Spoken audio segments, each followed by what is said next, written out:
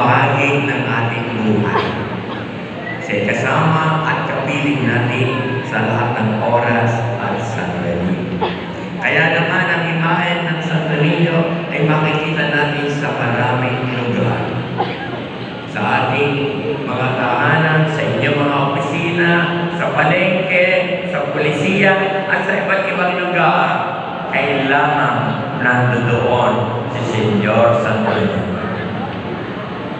At maganda po na lagi natin mananatilihin sa ating isip at kalooban ang magagandang bagay na ito. Sapagkat yan talaga ang dulot at ang naibibigay ng Santo Niño sa ating buhay. Lalong-lalo na kung tayo nagkakasakit at may karamdaman. Si Santo Niño pa rin ang mananatiling bantay natin. Sa umagang ito at sa pagpipistang ito, mga minamahal, isang bagay lamang ang nais ko ay pakibahagi sa inyo.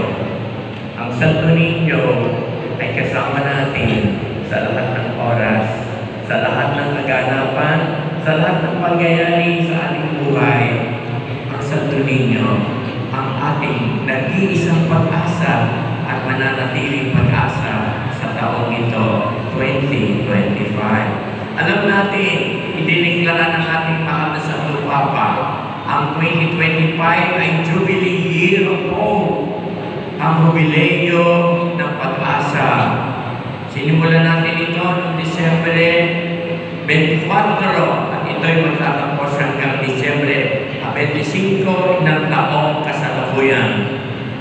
Bakit idineklara ng Santo Papa ang taong ito bilang jubileo ng pag-asa?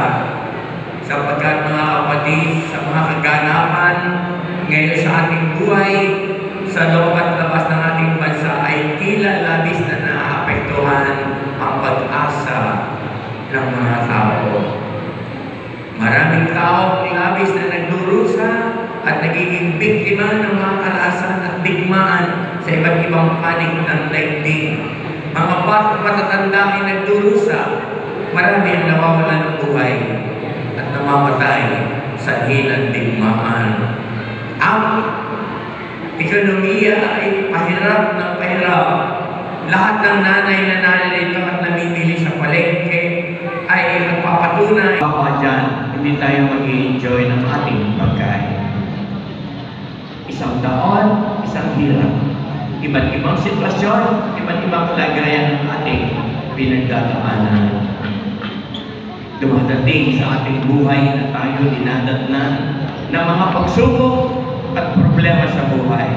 At kung minsan dumarating sa punto na parang hindi ko na kaya, patong-patong, wala nang katapusan.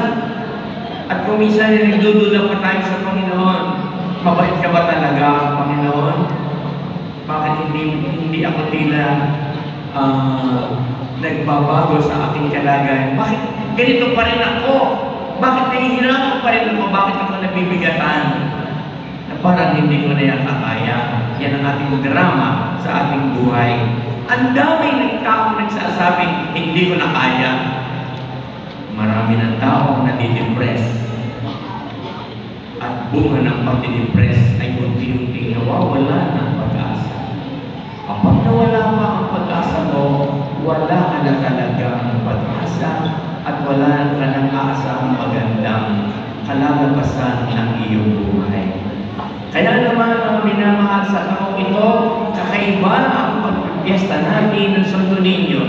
Pagkat sa taong ito ay naatapat na ngayon ay jubileo ng pag-asa. Ibalik natin kay Santo Niño ang ating pag-asa. Huwag natin ipako at ituto ang ating pag-asa sa ating mga opisyal at namumuno sa ating gobyerno.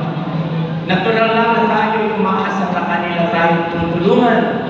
Subalit higit sa lahat, kay Santo Niño natin ipako ang ating pag-asa. Kung ngayon ay binuka sa iyong kalagayan, minamalas ka, at sa tingin mo hindi ka pa sinuswerte, hindi naman ganyan lagi. May bukas pa. Umasa ka kay Santo Niño na ikaw ay bibigyan niya din naman ng swerte. At huwag mo naman sabihin kahit kailan ay hindi ka sinwerte sa buhay. Kaya ang tinawag na sa Benigno de la Suerte. At kung dumarating yung panahon, ang bigat ng problema mo, sa asawa mo, sa biyanan mo, sa magulang mo, sa anak mo, lalo na, dito ka tumakbo kay Santo Niño. Kayong mga magulang ay magkakaintindihan sapagkat si Jesus ay naging bata tulad ng inyong mga anak, naging kabataan tulad ng inyong mga kabataan. Naiintindihan at naunawaan ni Santo Niño ang inyong kalagayan. Huwag ninyong iisipin, hindi yata naiintindihan ng Diyos ang aking kalagayan. Parang bingin siya dahil hindi pa niya pinapakinggan ang aking panalangin. Maghintay ka. Huwag ka mapurado. Yan ang problema natin eh. Pag humingi tayo kay Santo Niño, agad-agad, o na mismo, asa. Ay, hindi pwede yun. Alam niya sa Santo Niño, alam niya kung kailan siya sasagot. Alam niya kung anong tulong ang kanyang gagawin para tayo tulungan. Kailanman, hindi advance, hindi late si Santo Niño, perfect siya. Darating sa oras ng ating pangailangan. At kung ikaw ay tumatanda, huwag mong ilagay sa utak mo ang insecurity. Huwag mong hayaan maging malulungkutin ang buhay mo, lalo ngayong matanda na 60, 70, 80. Kawawa naman ako. Huwag kang ganyan. Huwag mong kawawaan ang sarili mo. Kasama mo ang Santo Niño sa iyong pagtanda. Ano ka? Eh nung Santo Niño, nung ikay bata pa, kasama mo ang Santo Niño eh. Ngayon tumanda, ngayon ka pa iiwanan ng Santo Niño. Hindi kaya. At kung meron kong mabigat na pinagdadaanan, sobrang bigat, Santo Niño, sobrang po. Huwag kang bibitiro. Huwag kang susuko. Dahil kasama mo siya.